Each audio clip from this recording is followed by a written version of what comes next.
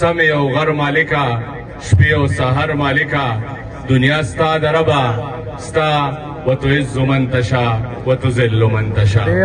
او دغه شعرونه نور ډالۍ وي چې یا چې ښه نشه یم نو ښه یم او یا چې په سجده یم نو ښه یم.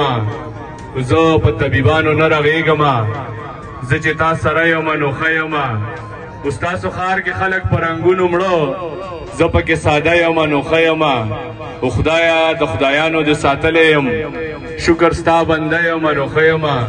او خوی د مشال راته راکړی دی ویښ چې ټوله شپه یم نو ښه یم. او څومره په نخرو ګرځې داسې به تر څو ګرځې.